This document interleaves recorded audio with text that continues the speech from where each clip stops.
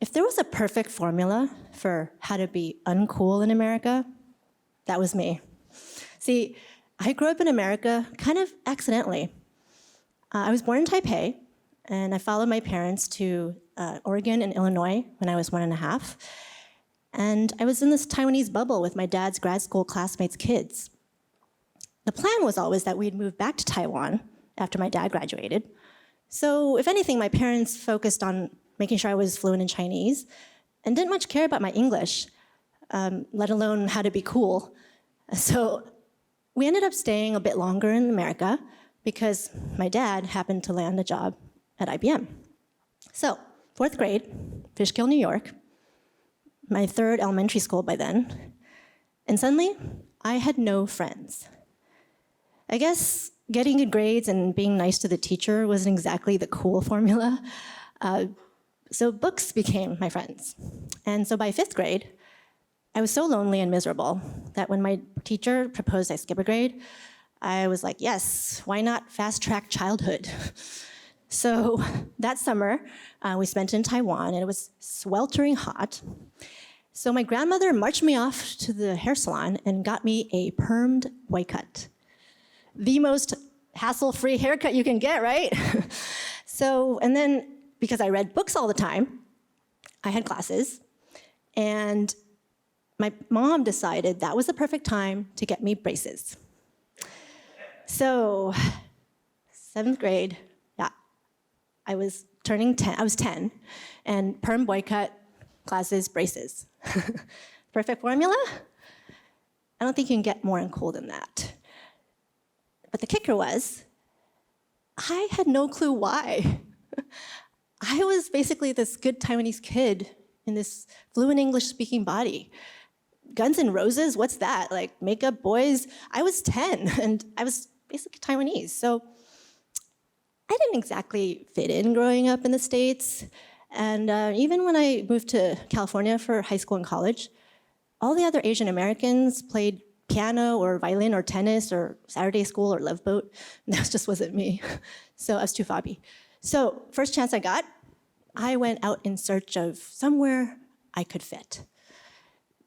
After college, I moved 7 times in 10 years. Tokyo, Paris, Taipei, Boston, New York. New York was my dream city because I thought, doesn't everyone fit in New York?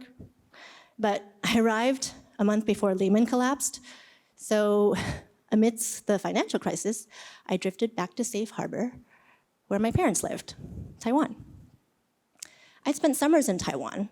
I even spent 9th grade there. So Taiwan was always my happy place, where I was welcomed with open arms and smiling relatives and amazing food. And so when I came back to Taiwan this time, I felt a palpable sense of relief. See, I'd been on this hamster wheel of achievement, always trying to prove my worth and never quite good enough. But in Taiwan, I could relax, because here, I was already good enough.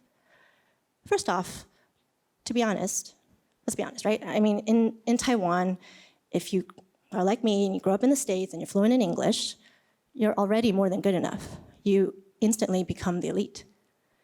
And it's like the Asian American version of white privilege. So, yeah, and speaking of cool enough, I could wear whatever uncool outfit I wanted. Go jog in the park because the grannies in the park were doing their nobody but you. So they weren't judging. So in Taiwan, I could just be. And after the financial crisis, I was considering a career change from tech marketing to something more aligned with my purpose.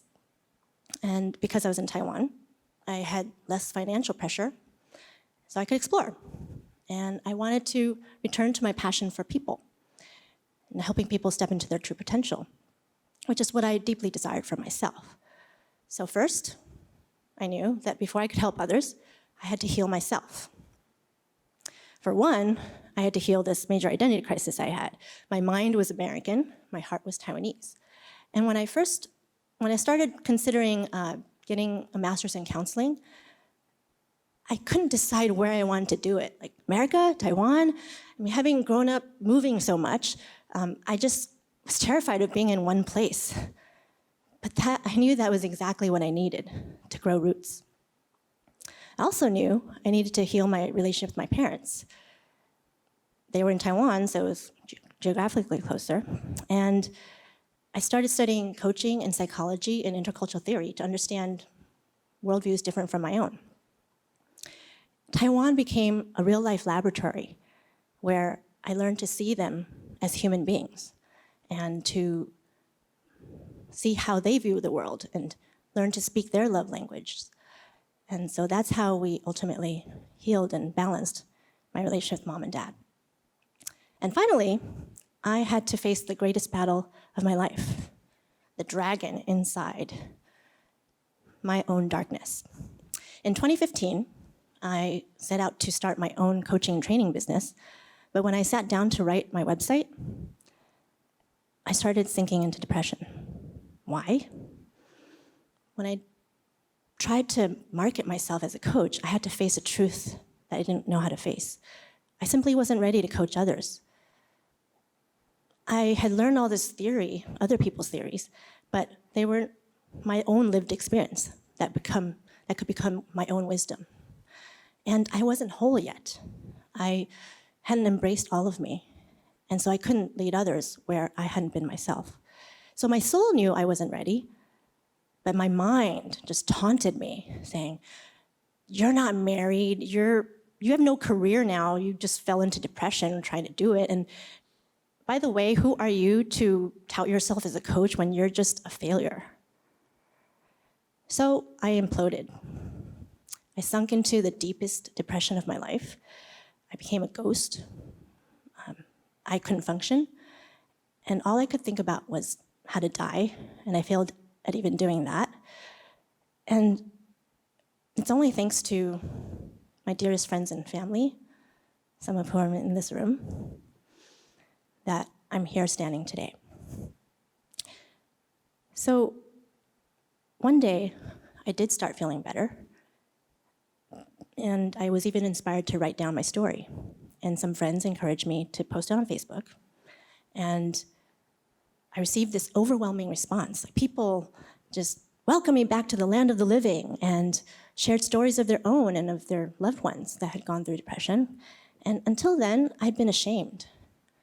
And only then did I realize so many people go through this, and depression was this deeply human process. And I was embraced at my worst.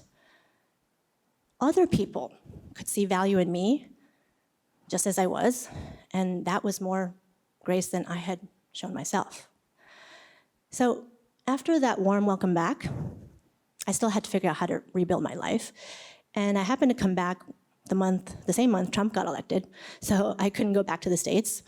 And I thought, well, if I can't go back, if there's no better place, like that American dream or whatever, then just make where you're at better. So in 2017, I started this Facebook group called Build Great Bridges Around Taiwan, BGBAT, which was focused on attracting and retaining globally minded talent. But actually for me, deep down, I still had this dream that I could gather all my friends in one place, and if I couldn't go to the world, bring the world to Taiwan.